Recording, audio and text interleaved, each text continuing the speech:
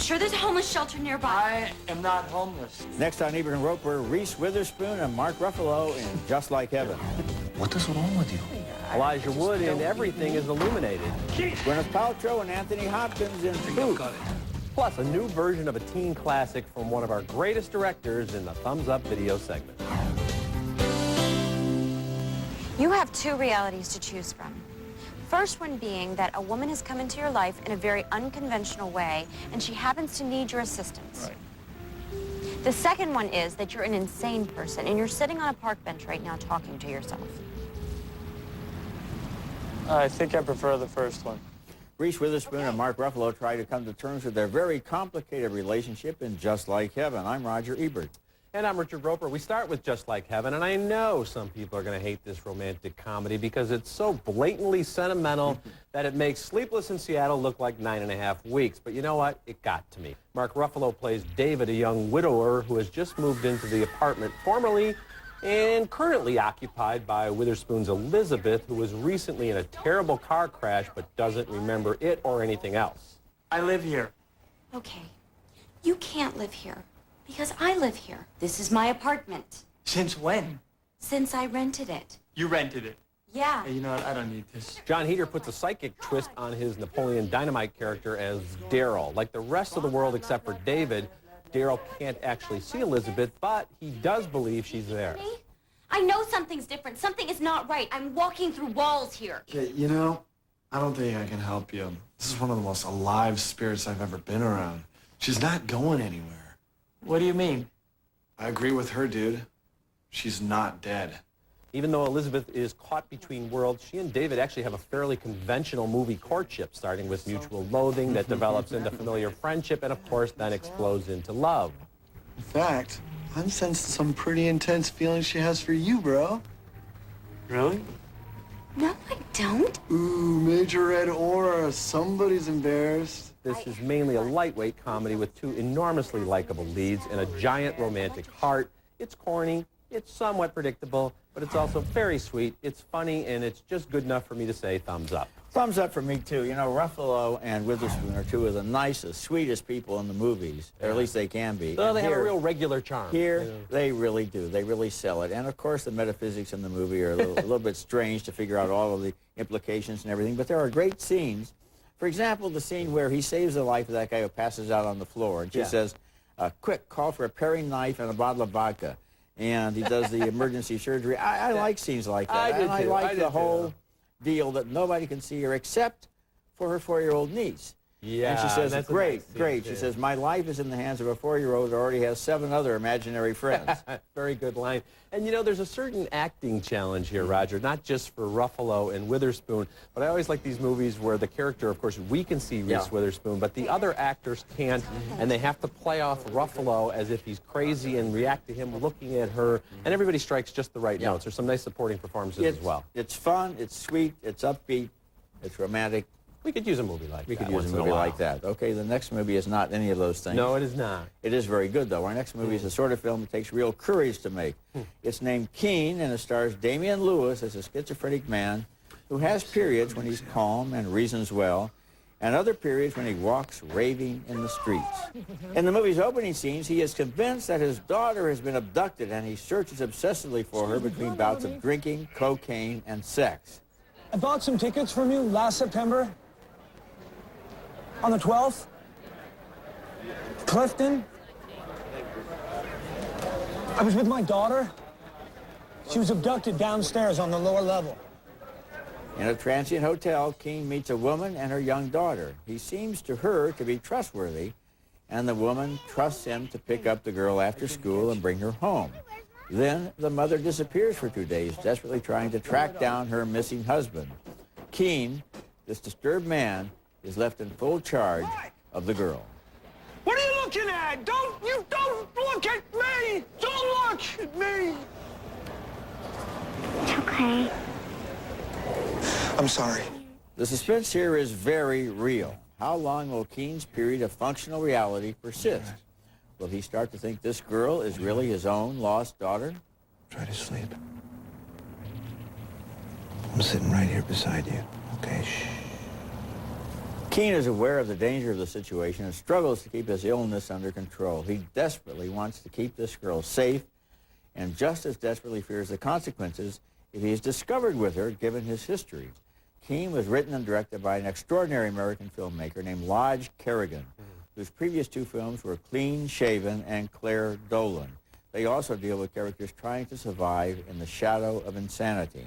Keane is built on a powerful performance by Damian Lewis, who played the abusive husband in An Unfinished Life, also in theaters right now. Here, he generates enormous sympathy as he helplessly tries to do the right thing. Thumbs up. Well, thumbs up for me as well, Roger. You seem to have a very clear grasp on what happens in this film, and I'm not sure that I do. I'm not sure I know what his reality is and whether or not he even had a daughter or if that's all his imagination. I mean, it's very confusing because it really brings us into this man's madness. He's obsessed with looking for his daughter, but I don't know if he had one. You don't know if he had a daughter or not. Okay, good, because I thought I was the only one who got lost.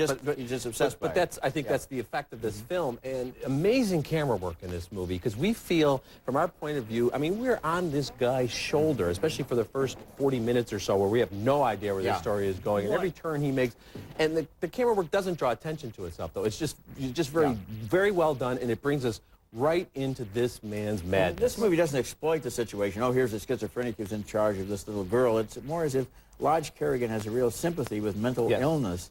And the guy has moments when he can kind of see clearly, and he's a good person. He wants to be. He's he sick, really wants to but be. He doesn't want to harm this girl, and so there's real human suspense. Yeah, it's an amazing piece of work. You know, one of the great things about this show, I know you get tons of email from viewers, and I do as well. It's great to hear from viewers after they've seen movies like this that could be interpreted different ways. I can't wait to hear from people what they think actually happened to Keane and what Keane's all about. Right. Okay, our next movie, time for another whiplash segue. This is Dirty Love, and I gotta say, you have to give Jenny McCarthy points for flat-out fearlessness. She may not have Lucille Ball's talent, but she will throw herself out there in a way that makes Lucy's persona seem shy and refined. McCarthy penned the screenplay for Dirty Love.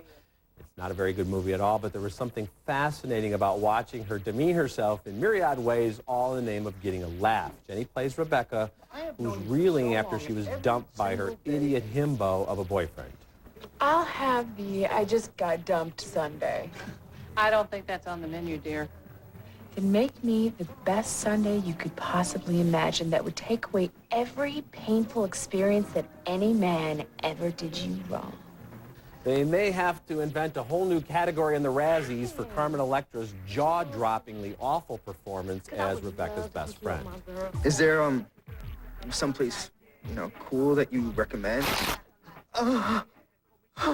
You know, I was thinking maybe you could take it to the Tantra Grill around 8 o'clock. Don't be late, because I'll beat your ass. Dirty Love is directed with zero style by John Asher, McCarthy's now estranged husband. The lowlights are many. Dirty Love is one of the worst movies of the year, but it's terrible in kind of a more interesting way than lazy, forgettable junk such as The Dukes of Hazzard and The Underclassmen. I do think that someday Jenny McCarthy could actually pull off a compelling performance if somebody like Tarantino or the Farrelly brothers created the right role for her. This ain't that movie. You may be right because she is fearless. As I was looking at this movie and saw her in the middle of a supermarket, seated in an enormous lake of menstrual blood, I was wondering exactly who thought that was funny. And then I realized she wrote the movie and her husband directed it. She needs to find herself a new screenwriter and a new director. This movie is pathetic. And watching it, it was like watching a train crash. Everything that could go wrong went wrong. The performances are awful. The dialogue is unbelievably awkward. Just the competence of the movie is in question many times. And yet, she's out there. You're right about that. She's out there. But she's out there, and she needs somebody to be out there with her who knows what they're doing. Who could be her friend, yes.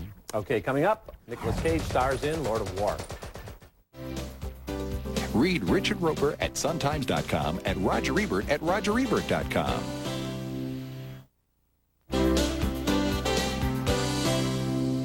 There are two movies in theaters right now that got 2 thumbs up on previous shows. First, Proof, with Gwyneth Paltrow as the daughter of a genius math professor played by Anthony Hopkins. Crazy people don't sit around wondering if they're nuts.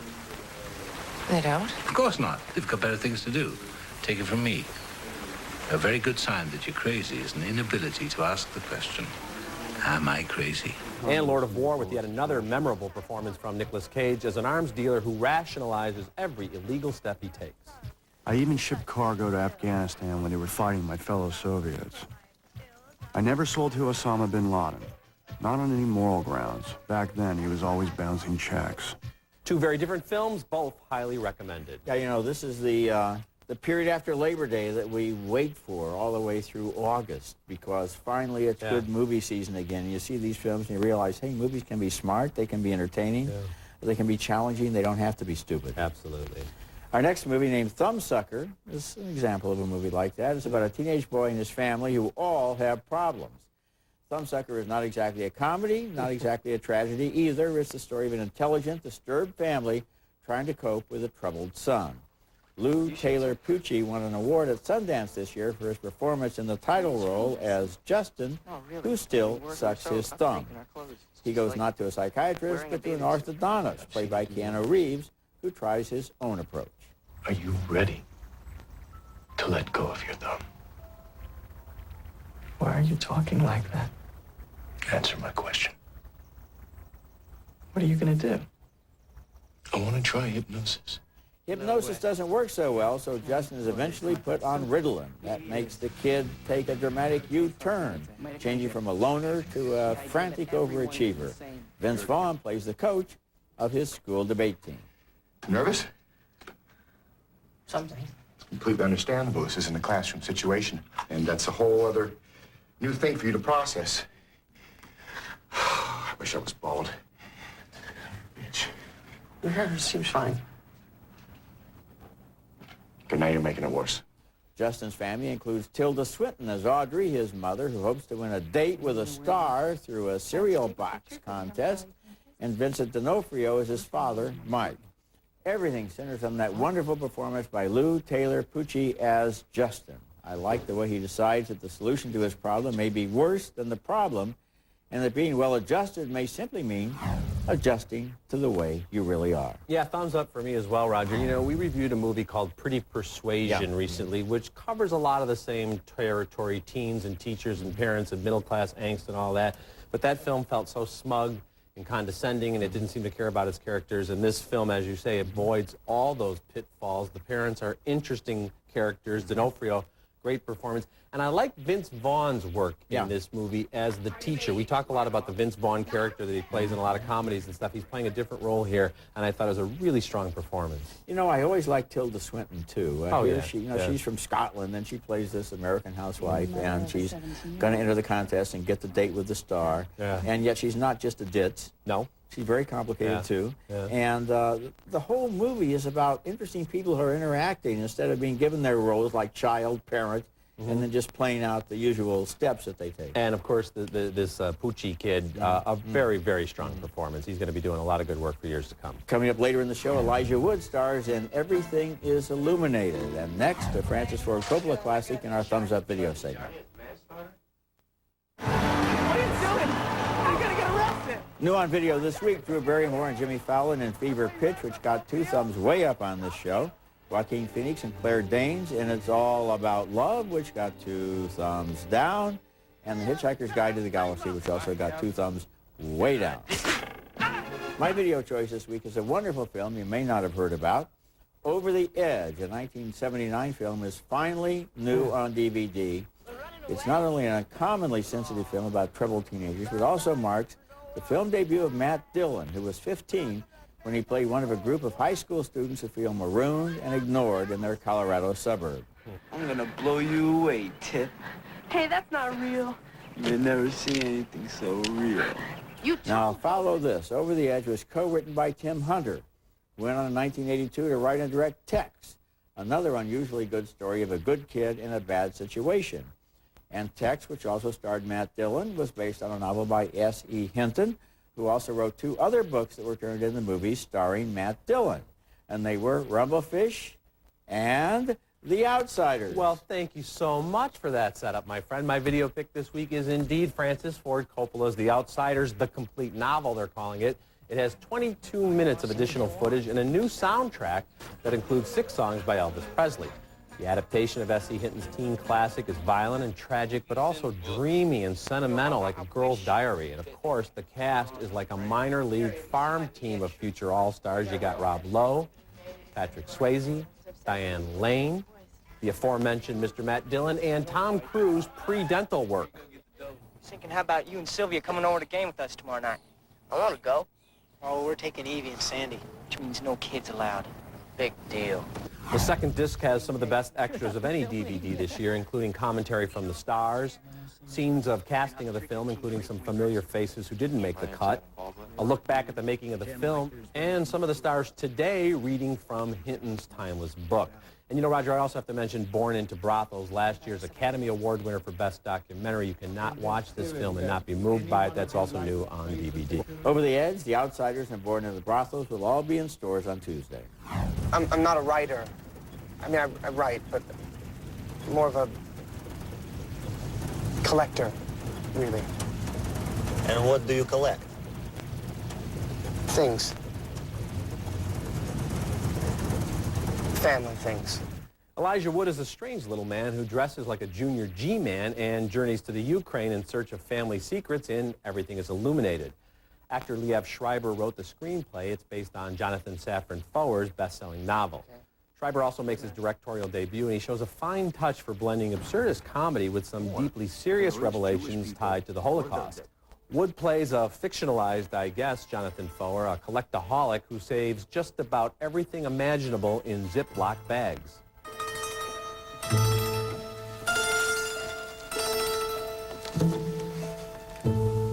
After Jonathan's grandmother dies, he flies to the Ukraine in hopes of finding the obscure village where a mysterious woman saved his grandfather's life years and years ago. He hooks up with maybe the world's most incompetent tour guides and their insane seeing-eye dog. You my translator? Yes, I'm Alexander Perchel. I'll be your humble translator.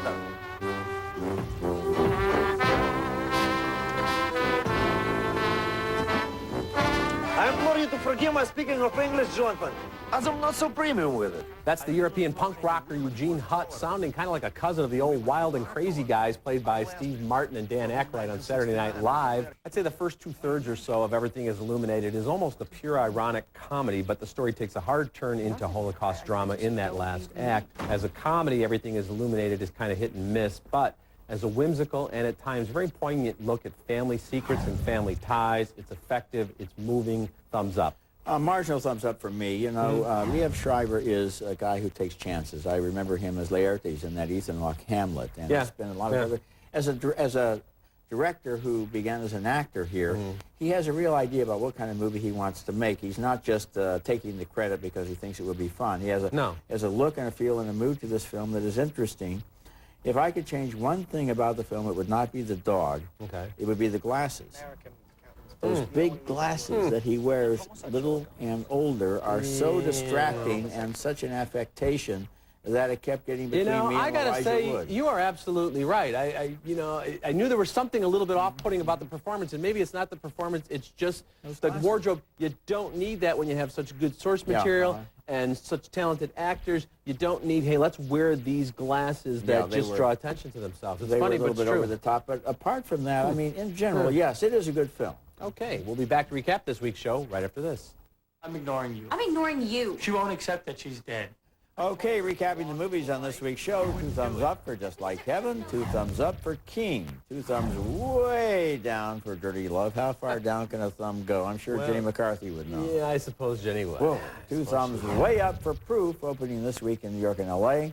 2 thumbs way up for Lord of War. And 2 thumbs up for Thumbsucker. And also 2 thumbs up for Everything is Illuminated. What can I tell you? 2 weeks in a row, you're just right on the money. We're agreeing. Now, perhaps you could look at it that way. I have to look at it that way. Okay, we'll be back with our picks for the movies to see in theaters this weekend. Now let's talk about a couple of movies that are in theaters right now. They've already opened. One would be Green Street Hooligans, starring Elijah Wood as a Harvard student who's a very peaceful guy until he goes to London and gets involved with a club of football supporters who basically get into a riot every weekend, and he becomes addicted to violence. It's a fascinating movie. It's a good movie that tells us about something that most American sports fans really don't know that much about. Another movie that got 2 thumbs up on the show, The Exorcism of Emily Rose. It's about this girl who was either possessed by the devil or sick. Either way, she died. The priest is actually charged with neglect in her death. And it works, as I think, as a supernatural thriller and as a courtroom drama. Also a courtroom drama, right. And next week, we'll be back with the reviews of Jodie Foster and Flight Plan. Until then, the balcony is closed.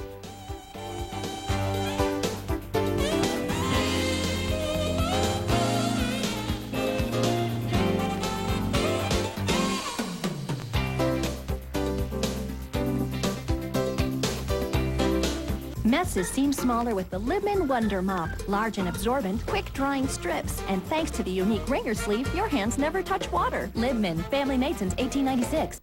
Get up to 4 great home equity offers. Faster than some bankers answer the phone. Please continue to hold. When banks compete, you win at LendingTree.com. Those great old barbershop shaves are back. Conair's Hot Lather Machine and now Hot Gel Cap makes soft, soothing hot lather out of your favorite shaving cream or gel. Why did your last diet fail? Stress raises cortisol. Cortisol increases belly fat. Relicor helps reduce cortisol. You need Relicor. Call now. It's guaranteed. Closed captioning for Ebert and Roeper is brought to you by... Come into Meineke for new brake pads or shoes. Now only $29.95. Meineke Car Care Center. Right service, right price.